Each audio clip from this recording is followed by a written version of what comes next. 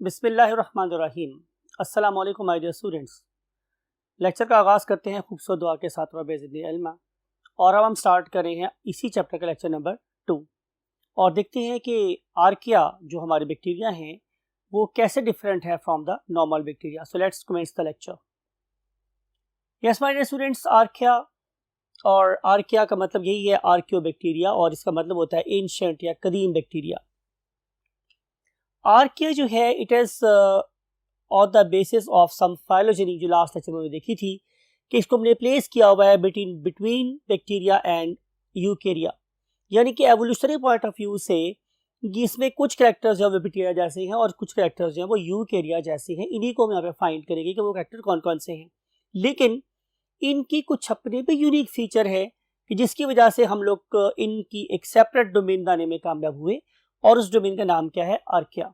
Right. इस archaea के क्या फीचर्स हैं, number one by one study करेंगे। सबसे पहला फीचर है सेल वॉल।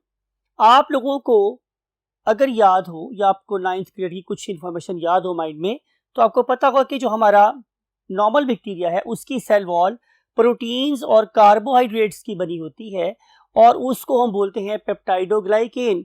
और उस पेप्टाइडोग्लाइकेन का नाम क्या होता है हमारे स्टूडेंट्स, म्यूरिन। तो जो म्यूरिन है ये हमारे नॉर्मल बैक्टीरिया में तो प्रेजेंट होती है, लेकिन आर्किया में प्रेजेंट नहीं होती।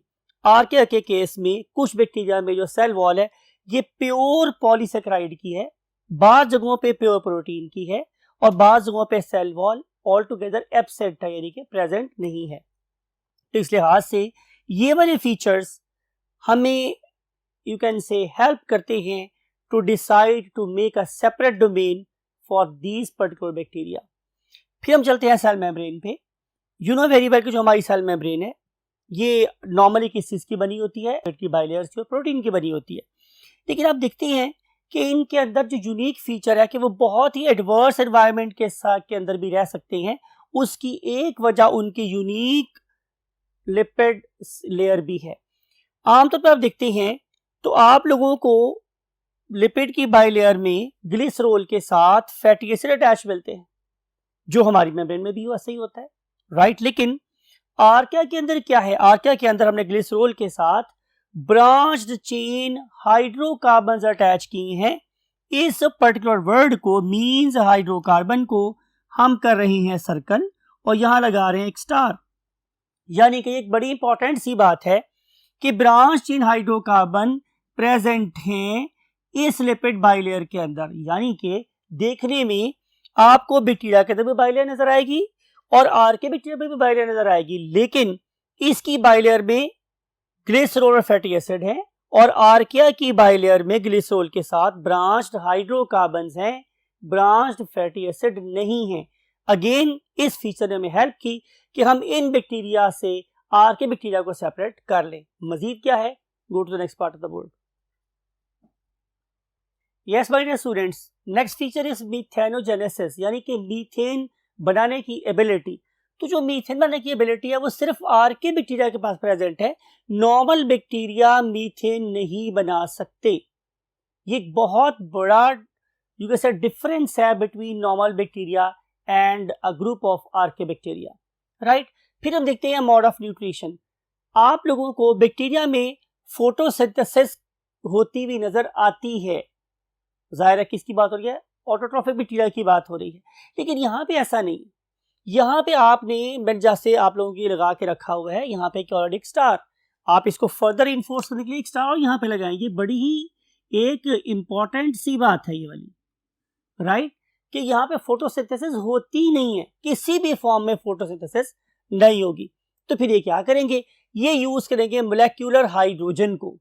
ये भी एक इंपॉर्टेंट बात है, ये भी स्टार लगाने वाली बात है कि ये मोलेक्युलर हाइड्रोजन को इस्तेमाल करते हैं।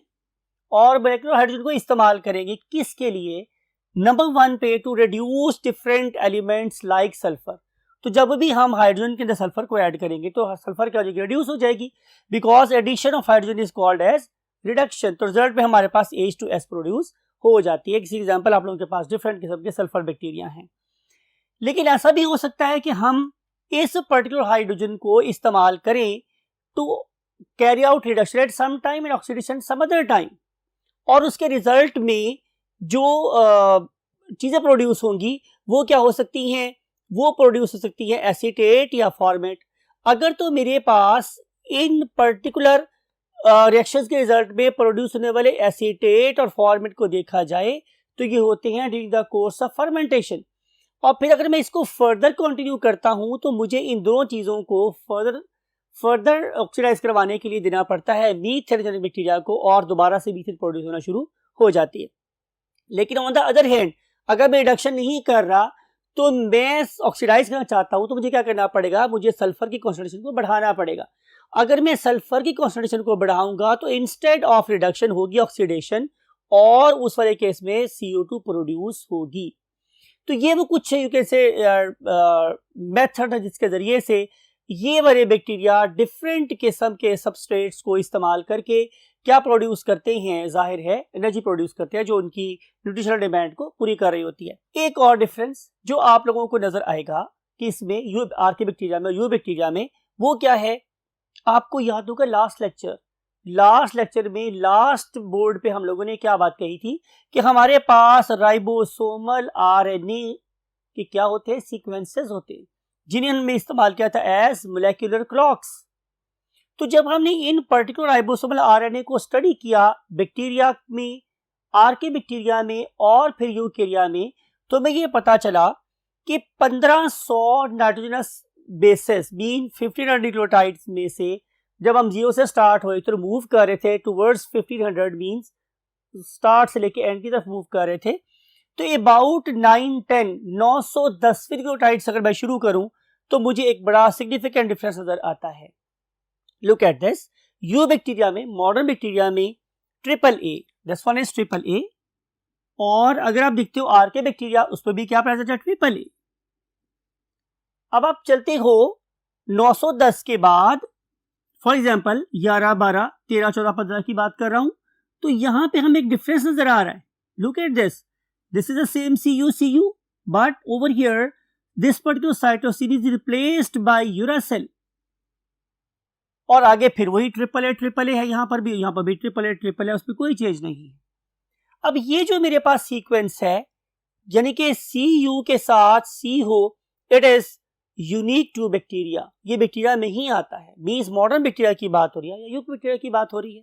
But in case of archaea ऐसा नहीं है। आर्किया के केस में हमारे पास ये जो यू है ये रिजेंबल करवाता है यूकेरिया से, इसीलिए हमने इस मोलेक्युलर क्लॉक को इस्तेमाल करके आप लोगों को ये बताया कि basically archaebacteria they resemble more closely to eukaryotes as compare to the normal bacteria. फिर हम देखते हैं आगे चल के, next thing is RNA polymerase.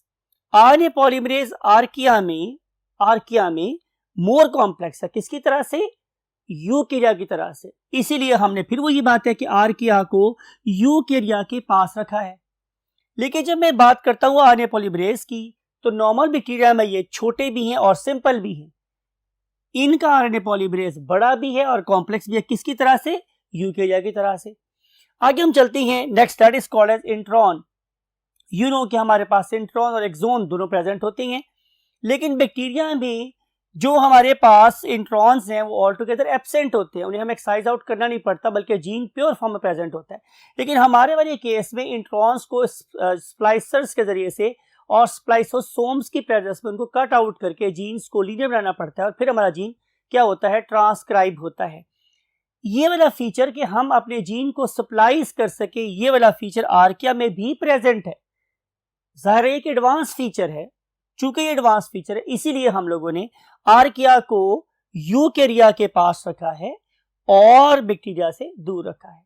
इसके अलावा हमारे पास कौन सी इंफॉर्मेशन है, किस किस तरीके से ये जो बैक्टीरिया है ये सर्वाइव कर सकते हैं, थ्राइव कर सकते हैं इन्हीं फीचर्स की बेस पे टू डिफरेंट एनवायरनमेंट्स, उसको स्टडी करने के लिए let's go to the last part of the board. Yes my dear students, archaea की बात हो रही है, जिन्हें हम कदीम समझते रहे हैं उन बैक्टीरिया की बात हो रही है। ये जो बैक्टीरिया हैं ये बड़े एक्सट्रीम एनवायरनमेंट में ग्रो करते हैं, इसीलिए हम इन्हें एक्सट्रीमोफाइल्स का नाम देते हैं। लेकिन सारे के सारे जो आर्किया हैं वो एक्सट्रीमोफाइल नहीं हैं, राइट, बल्कि उनमें से ऐसे बैक्टीरिया भी हैं कि जो सिंपल मीथेन प्रोड्यूस करते हैं, उन्हें हम मीथेनोजेंस का नाम देते हैं। लिहाजा हमने आर किया कि पहले दो मेन कैटेगरीज बनाई, एक्सट्रीमोफाइल्स एंड मिथेनोजेंस। फिर जो मेरे पास एक्सट्रीमोफाइल्स हैं उनकी फर्दर दो टाइप्स हैं। एक को हम बोलते हैं हेलोफाइल्स, हेलो का मतलब होता है सॉल्ट और फाइल्स का मतलब होता है इन लव, और थर्मो का मतलब होता है हीट और फाइल का मतलब होता है इन लव। यानी कि ये वाले बैक्टीरिया जो हायर सॉल्ट कॉन्सेंट्रेशन में ग्रो करना पसंद करते हैं वो हेलोफाइल्स, और जो बहुत हाई टेम्परेचर में ग्रो करते हैं वो thermophiles. Right my dear students, तो आइए इनको हम वन बाय वन देखते हैं। सबसे पहले हम बात करते हैं सिंपल ऑर्गेनिजम्स की, जिन्हें हम क्या बोलते हैं, मिथेनोजेंस। एग्जाम्पल है हमारे पास मिथेनोबैक्टीरियम फॉर्मिकम। फॉर्मिकम का मतलब फॉर्मिंग एबिलिटी रखने वाले, यानी कि वो बैक्टीरिया जो मीथेन बना सकते हों, क्या कहलाते हैं, मिथेनोबैक्टीरियम फॉर्मिकम। कहां पाए जा सकते हैं, स्वैम्प्स, मार्शेस, राइट। यानी कि इसका मतलब है कि जो दलदली इलाके हैं वहां पे आप लोगों को जो स्मेल मिलती है, it is due to the activity of these bacteria. फिर जो आप हवा खारिज करते हैं, जो आप लोग फ्लैटस पास करते हैं, that is due to activity of you can say these bacteria. और ये बैक्टीरिया जाहिर है हमारे इंटेस्टाइन में पाए जाते हैं, इंसानों की भी और दूसरे ऑर्गेनिजम्स की भी। और जो हवा हम बेसिकली खारिज कर रहे होते हैं उसमें क्या होती है, मीथेन शामिल होती है, और उस पर्टिकुलर मीथेन की बेसिकली स्मेल भी होती है। इसके अलावा अगर आप इन पर्टिकुलर बैक्टीरिया से मुलाकात करना चाहते हैं तो आप लोगों को डिफरेंट लेक्स के बॉटम्स में जाना पड़ेगा। वहां पे बॉटम में भी बहुत से बैक्टीरिया हैं कि जो मीथेन प्रोड्यूस करते हैं। सिमिलरली अगर आप लोग ग्रीनलैंड की बड़ी थिक आइस लेयर के अंदर जाओ तो वहां पे भी आप लोगों को ये वाले बैक्टीरिया मिल सकते हैं। ये बैक्टीरिया करते क्या है कि ये CO2 को रिड्यूस करते हैं, यानी कि जब मैं इस पर्टिकुलर CO2 में हाइड्रोजन ऐड करूंगा तो जब ये वाली C इस हाइड्रोजन से मिलेगी तो मीथेन प्रोड्यूस होगी, जब ये वाली H2 इस O2 से मिलेगी तो वाटर प्रोड्यूस होगा। लेकिन हमारी जो इंपॉर्टेंट बात है वो क्या है, CH4। तो जब ये CH4 बन रही होती है उसके दरमियान में जाहिर है ATP प्रोड्यूस होती है, जिन्हें ये अपने रिएक्शन में इस्तेमाल करते हैं। इस पर्टिकुलर बैक्टीरिया को हम इस्तेमाल कर सकते हैं in the formation of biogas. What we have to do is just कि हम उन्हें उनकी फूड प्रोवाइड करें और ये खुद से उस फूड को इस्तेमाल करके बहुत बड़े बड़े वेल्स के अंदर उसको क्या कर सकते हैं, ऑक्सीडाइज कर सकते हैं, और उसके रिजल्ट में जाहिर है वो क्या प्रोड्यूस करेंगे, बायोगैस। और इस पर्टिकुलर बायोगैस को हम इस्तेमाल कर सकते हैं कुकिंग के लिए डिफरेंट घरों में। तो बहुत से इलाकों में जहाँ कुदरती गैस नहीं पहुँचती वहाँ पे लोग बायोगैस को ऐसे बना के इस्तेमाल भी करते रहते हैं। सिर्फ हमें थोड़ा सा गोबर इकट्ठा करना पड़ता है, उसको हम एक पूल में डाल देते हैं, ऊपर ये बैक्टीरिया प्रोवाइड कर देते हैं, रिएक्शन स्टार्ट होता है, मीथेन गैस प्रोड्यूस होना शुरू हो जाती है। दूसरी किस्म का बैक्टीरिया है पहला एक्सट्रीमोफाइल। पहला एक्सट्रीमोफाइल कहलाता है हेलोफाइल। हेलोफाइल का मतलब ये है कि वो एक्सट्रीम सॉल्ट कॉन्सेंट्रेशन में ग्रो करना पसंद करते हैं। टॉलरेंट तो दूर की बात है, वो पसंद करते हैं कि वहां पे सॉल्ट की कॉन्सेंट्रेशन बहुत ज्यादा होनी चाहिए। मिसाल के तौर पे आपको पता है कि बहुत से इलाकों में जहां ज़रा फ्रिज वगैरह की फैसिलिटी नहीं होती, वहां पे हम आमतौर पे गोश्त को या खालों को प्रिजर्व करने के लिए उस पर नमक लगा देते, राइट। लेकिन नमक लगाने के बाद भी ये नहीं सोचना चाहिए कि वहां पे बैक्टीरिया ग्रो नहीं कर रहे, वहां पे एक्सट्रीमोफाइल मींस हेलोफाइल ग्रो कर रहा होता है, और ये उस पर्टिकुलर हाई सॉल्ट कॉन्सेंट्रेशन में प्रॉपर फ्लरिश करते हैं, मींस अपनी तादाद को बहुत तेजी से बढ़ाते हैं। और इसकी जो one of the very best example is halobacterium halobium, right. और अगर आपने इससे मुलाकात करनी हो तो आप लोग उथा ग्रेट लेक में जा सकते हैं, आप लोग डेड सी में जा सकते हैं, और इस पर्टिकुलर जगहों पे सर्वाइव करवाने में जो चीज़ें बड़ी हेल्प कर रही हैं उनकी ज़ाहिर अपनी प्रोटीन, उनकी अपनी सेल वॉल, और सेल वॉल की फीचर हम बोर्ड नंबर 1 में पढ़ चुके हैं। आखिरी बात आज की कर रहे हैं हमारे डियर स्टूडेंट्स, नहीं पहले की इंपॉर्टेंट बात कि ये बड़ी इंपॉर्टेंट चीज़ है कि अगर हम इन पर्टिकुलर बैक्टीरिया की सॉल्ट कॉन्सेंट्रेशन को कम करें तो ये मरना शुरू हो जाते हैं। देयरफॉर हम इसलिए वर्ड इस्तेमाल करते हैं हेलोफाइल्स, दे लव हाई सॉल्ट कॉन्सेंट्रेशन। अगर आपकी कॉन्सेंट्रेशन कम करोगे सॉल्ट की तो ये मरना शुरू हो जाएंगे। ये एक बहुत ही ज्यादा इंपॉर्टेंट बात है ये वाली भी, राइट। अब हम चलते हैं अपने आखिरी पॉइंट की तरफ, and that very point is called as thermophile. Name indicate कर रहा है, thermo means extreme heat and plus extreme acid. तो इस एक्सट्रीम हीट और एक्सट्रीम एसिड में ग्रो करने वाले बैक्टीरिया क्या कहलाते हैं, थर्मोफाइल्स। फॉर एग्जाम्पल आपने अगर इनसे मुलाकात करनी हो, आपने इनसे मिलना हो, तो you can go to the hot springs, you can see the geysers, you can see the submarine thermal vents। तो सबमरीन के जहां से हॉट पानी बाहर निकल रहा होता है that is called thermal went, ठीक है। या फिर आप लोग वॉल्केनोस के जो ऊपर क्रिएटर्स पे बिल्कुल कॉर्नर बनता है, एक्सट्रीम टॉप पर, आप उस जगह पे चले जाएं तो आप लोगों को 90 डिग्री सेल्सियस के ऊपर भी ग्रो करते हुए नजर आएंगे बैक्टीरिया। सिमिलरली अगर आप लोग चले जाते हैं एक्टिव वॉल्केनो के ऊपर तो वहां पे भी आप लोगों को 121 डिग्री सेल्सियस पे भी ग्रो करते हुए नजर आएंगे, यही वाले बैक्टीरिया जिनका नाम है थर्मोफाइल्स। फिर हम चलते हैं इसी एग्जाम्पल की तरफ। तो एग्जाम्पल हमारे पास क्या है, पायरोलोबस फ्यूमेरी। तो जो पायरोलोबस फ्यूमेरी है, अगर आपने इससे मुलाकात करनी हो तो मैंने आपको बोला कि आप जा सकते हैं वॉल्केनो के टॉप पर, या फिर आप जा सकते हैं पैसिफिक ओशन मैकडोनल्ड सी माउंट के ऊपर के, जहां पे 150 फीट की गहराई पे भी वॉल्केनिक इरप्शन हो रही है, बहुत हाई टेम्परेचर है। तो उन हाई टेम्परेचर थर्मल वेंट्स के पास भी आप लोगों को जो बैक्टीरिया ग्रो करता हुआ नजर आएगा, इट इज पायरोलोबस फ्यूमेरी। तो आप लोगों को बता दिया कि कौन से बैक्टीरिया हैं जो थर्मोफाइल हैं, आपको बता दिया है कि वो कहाँ कहाँ आप लोगों को मिल सकते हैं।